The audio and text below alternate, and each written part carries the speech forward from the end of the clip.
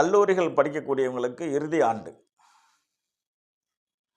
இவர்களுடைய இறுதி ஆண்டு பரீட்சை வந்து கொண்டிருக்கிறது. முழு பரீட்சை வந்துகிட்டு இருக்கு.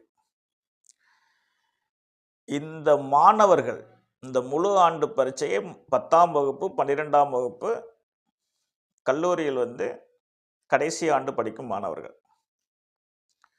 உங்களுடைய பரீட்சை வருவதற்கு முன்னாடி முதல் மாதம் அல்லது முதல் வாரம் இந்த காலகட்டத்தில் ஒரு முறை தாய் தந்தையரோடு போய் கிரிவலம் வந்துவிட்டு நீங்கள் பரீட்சை எழுதினீங்கன்னா, நீங்கள் என்ன மார்க் விரும்புகிறீங்களோ அந்த மார்க்கு நிச்சயமாக அம்மையப்பன் தருவாங்க.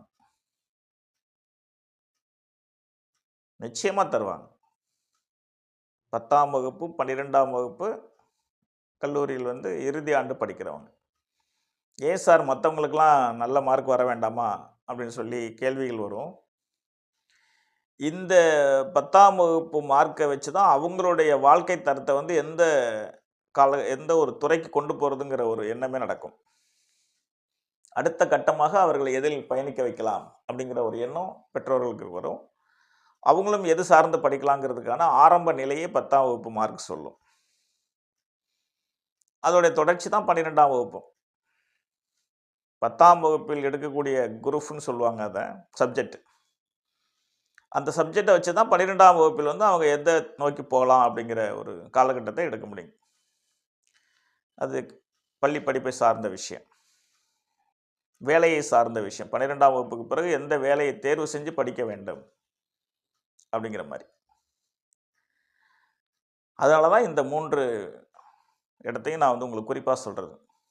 அது மாதிரி பெற்றோர்களை அழைத்து கொண்டு ஒரு முறை கிரிவலம் வந்துவிட்டு நீங்கள் பரீட்சை எழுதுனீங்கன்னா நிச்சயமாக நல்ல மார்க் வாங்கலாம்.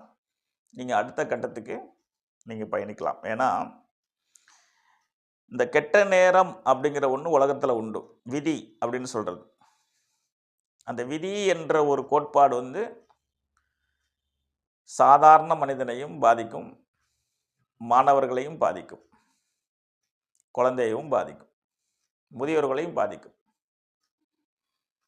இந்த கெட்ட நேரத்தை வந்து நம்முடைய தலைவிதிப்படி நாம் வைத்துக்கொண்டு பரீட்சை எழுதும்போது நாம் விரும்பும் மார்க் வராமல் தடுப்பதற்கு விதிக்கு சக்தி உண்டு.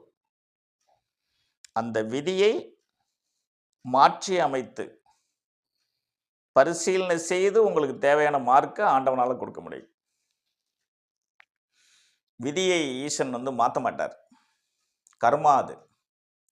ஆனால் அதுக்குள்ள பரிசீலனை செய்வார்.